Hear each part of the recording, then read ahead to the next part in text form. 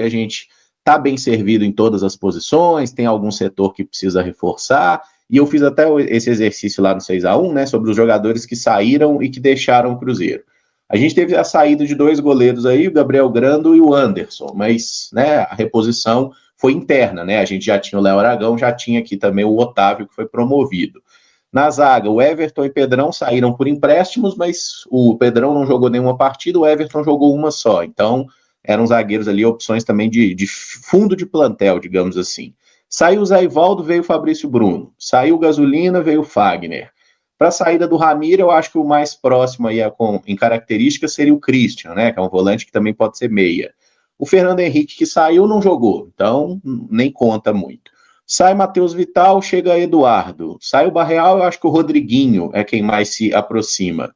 Saída de Gabriel Veron, a gente trouxe 3 pontas, né? O Dudu, o Bolassi e o Marquinhos. E para a saída do Rafa Silva, chegou o Gabigol. A gente está, de fato, vocês concordam assim que com um elenco qualificado, né? Melhor do que o elenco do ano passado, mas até que nível? É um elenco pronto? É um elenco que vocês acham que vai precisar de ajuste? E se vocês veem que faltou alguma peça, faltou alguma coisa para agora no mercado?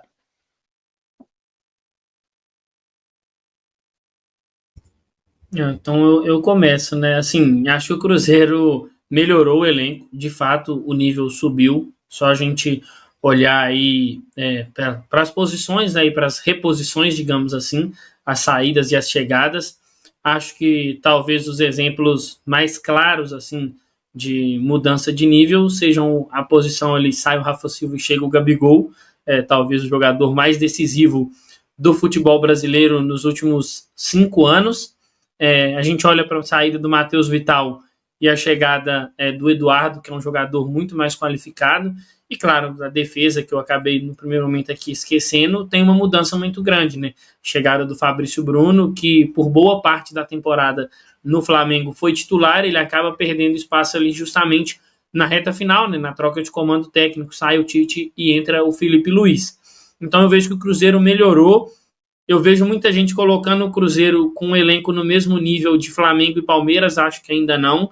Cruzeiro, a gente precisa de ver no campo também como vai ser o desempenho dessa galera, mas o Cruzeiro está ali entre os 5 principais elencos do futebol brasileiro, eu diria. O Cruzeiro tem um time agora para, quem sabe, disputar um campeonato brasileiro com mais tranquilidade do que foi no ano passado.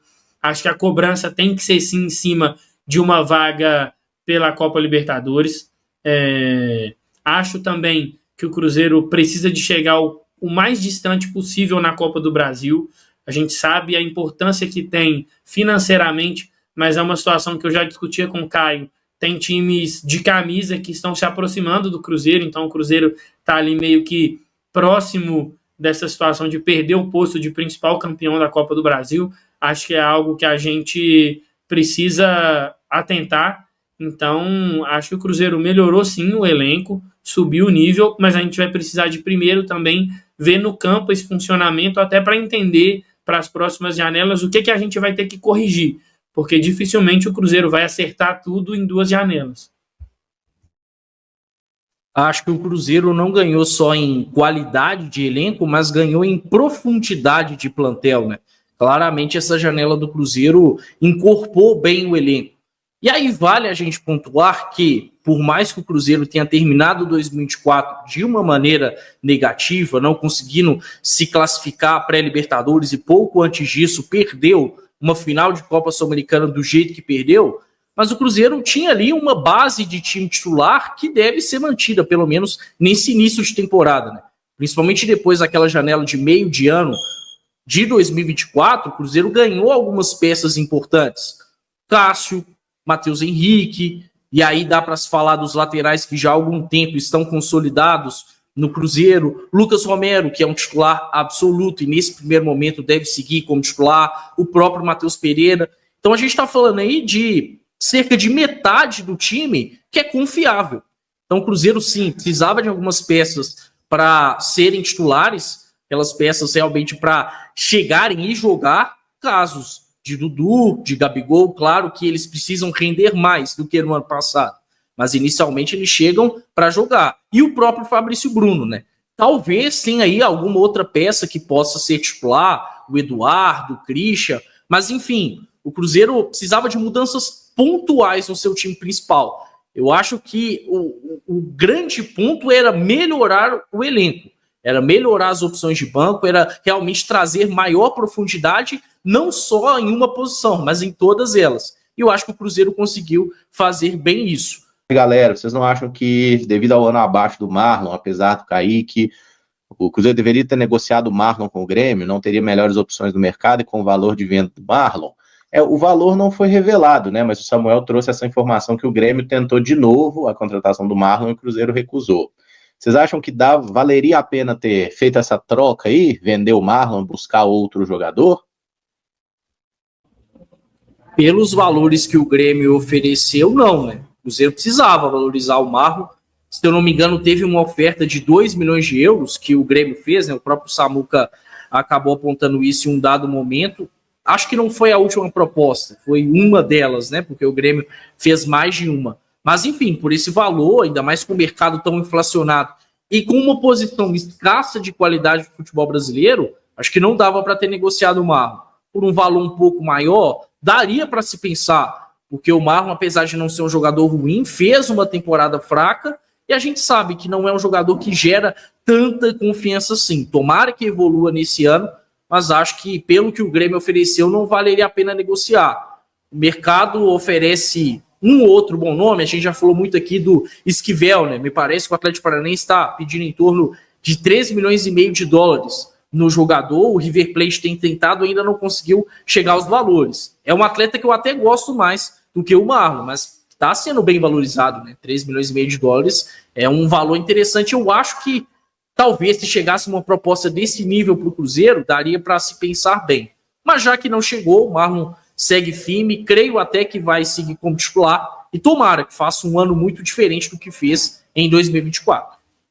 Mercado inflacionado e uma posição escassa, e quando se trata de Cruzeiro, com certeza não, né? Temos 2 bons laterais, o Marlon, na minha opinião, em algum momento da temporada já era para ter se tornado reserva, eu daria uma sequência para o Kaique, mas é nítido que o Marlon tem um potencial, e hoje temos 2 bons laterais. Agora, igual o Caio falou, dependendo do valor, né, que realmente aí, se caso aparecesse, teríamos talvez, né, opções no mercado, o Esquivel, o Bernabé, aí já é um caso, né, de investimento mais alto junto ao Celtics, o próprio Ayrton Lucas, que eu citei em uma das minhas lives lá no Cruzeiro Querido, que entendendo o contexto hoje do Ayrton Lucas, basicamente aquele contexto do Fabrício Bruno no Flamengo, que talvez ele seja hoje uma terceira opção ali na lateral esquerda, com o Alexandre e o Vinha também, que está voltando de contusão, talvez era uma possibilidade, mas são possibilidades caras, né?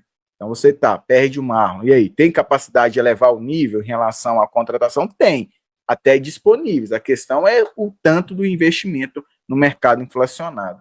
Eu acho que o Cruzeiro faz bem em manter o Marlon, já que as propostas não foram tão interessantes assim, porque não adianta, você libera um atleta por um dinheiro muito abaixo do que vem sido trabalhado e depois ter que investir um alto valor em um outro atleta na mesma posição.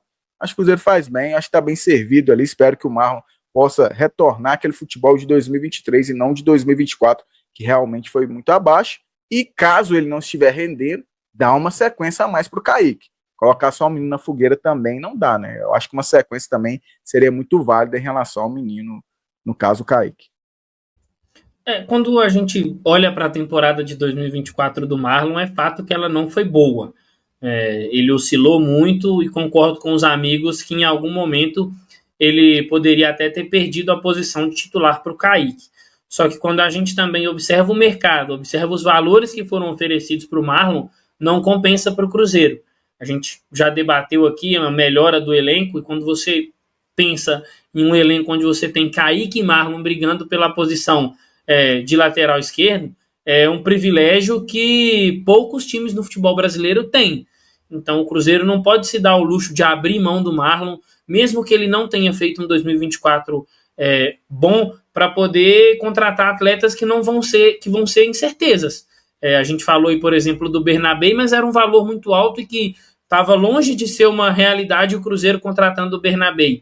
O próprio Esquivel, que o Caio citou, que é um bom jogador, tem encontrado dificuldade de sair do Atlético Paranaense.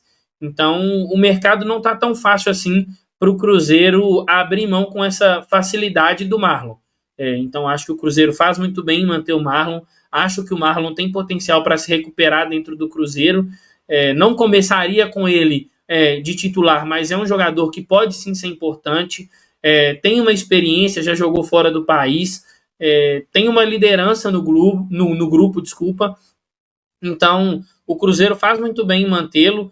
Acho que para vender o Marlon teria que ser uma proposta assim, muito interessante financeiramente, e eu arrisco a dizer que dependendo, até para o futebol brasileiro fica meio ruim de vender um atleta como o Marlon, olhando para a escassez de atletas nessa função no futebol brasileiro. Acho que a medida do Cruzeiro em manter o Marlon, pensando num 2025 forte, é bem interessante. De novo, ter Marlon e Kaique como dupla ali de laterais esquerdos é um privilégio que pouquíssimos times no país têm. Cadu Ribeiro melhorou bastante, mas acho que a zaga precisava de um reserva melhor que o Vidalba. E aí, como que tá essa questão da zaga? Até aproveito para falar nisso e a gente já passa para a coletiva do Fabrício Bruno, né? Porque vocês citaram aí que gostariam de falar a respeito. Ficou aí, então, a gente com o Fabrício Bruno, que chega com essa expectativa de titular, João Marcelo e o Vidalba meio que disputando essa posição, né, de um zagueiro pela esquerda, e aí o Jonathan Jesus, que é um jovem, que deve ganhar minutos, e uma quinta opção eventual, que seria o Bruno Alves. Faltou alguma coisa? Quem que vocês acham que começa jogando a temporada como titular aí, o João ou o Vidalba? Eu acho que vai ser o João Marcelo, né, que inclusive mesmo sendo destro também, creio que desempenha melhor pelo lado esquerdo. E aí aquele problema de estatura, por exemplo, que a torcida do Cruzeiro ficava preocupada, seria resolvido até então, né? Lógico que simplesmente o zagueiro ser mais alto não quer dizer que isso vai ser resolvido, mas estamos falando de dois zagueiros aí, né? Com mais de... O João Marcelo tem quanto, sabe me responder, o Caramujo, Pedro, Caio? Altura? Altura, porque o Fabrício é 1,92, não é isso? Acho que o João tem por volta de 1,89 m, né? Pois então em termos de estatura... 1,90 mesmo, 1,89, isso aí, na ficha. Boa. Pelo menos em termos de estatura também melhoramos bastante, né? Aí você fala, 4 opções até então, Patrick, Fabrício Bruno, Jonathan Jesus, Vidal, João Marcelo, e aí o Cruzeiro talvez, e o próprio Alexandre Matos citou, né, que venha puxar um dos meninos da base lá, e deve ser o Bruno Alves, que tem também realmente uma capacidade muito grande. Acho que esses 5 zagueiros, pensando que daqui 6 meses, né, teremos uma outra oportunidade, talvez, né, de mercado, falando também da posição, caso o Cruzeiro venha em busca de mais um para a posição, estamos bem servidos, né? Alguns podem falar, não precisava liberar o Zé Ivaldo, era bom contar com ele aí também. Mas tem vários contextos em relação ao Zé Ivaldo, né? Talvez é um cara que viu que perdeu espaços, ele era reserva em um time que nem tinha, por exemplo, o Fabrício Bruno, que dirá agora com o Fabrício Bruno. E outra coisa que eu vejo no Fabrício Bruno, que é o que almejávamos, era um zagueiro que tem essa capacidade de potencializar outro. Eu vejo do Fabrício Bruno com essa capacidade. E eu vejo o Marcelo Vidalba ali com... né, talvez, né, formando essa dupla de zaga, Fabrício Bruno, esses zagueiros possam crescer também de rendimento ali. Vejo nesse primeiro momento o João Marcelo como o melhor zagueiro para estar ao lado ali do Fabrício Bruno. Também vejo inicialmente o João Marcelo como o melhor nome para iniciar a temporada ao lado do Fabrício. O João, para mim, em 2024, ele foi o melhor zagueiro do Cruzeiro. Por mais que ele tenha caído muito de agosto para frente, mas até agosto ele conseguiu ter um desempenho muito interessante, ainda mais quando começou o Campeonato Brasileiro, né? Eu acho que o João Marcelo, no mínimo, foi um dos melhores zagueiros do campeonato no primeiro turno. Depois ele tem uma queda de rendimento, assim como todo o Cruzeiro. Acho que quando termina a temporada, naquele último jogo contra o Juventude, quem acaba desempenhando melhor é o Jonathan Jesus, né? Mas a gente tem um recorte muito curto dele pelo Cruzeiro. Agora, quando a gente avalia no geral, o João Marcelo é de fato quem mostrou maior consistência. E é um zagueiro ainda jovem, né? O que me incomodava para esse início de temporada, antes do Cruzeiro trazer o Fabrício Bruno, era talvez o João Marcelo ser o principal zagueiro do Cruzeiro. Aí eu já não achava interessante. Nem tanto pelo ponto da qualidade, mas porque eu acho que ele ainda não está preparado para tanta responsabilidade.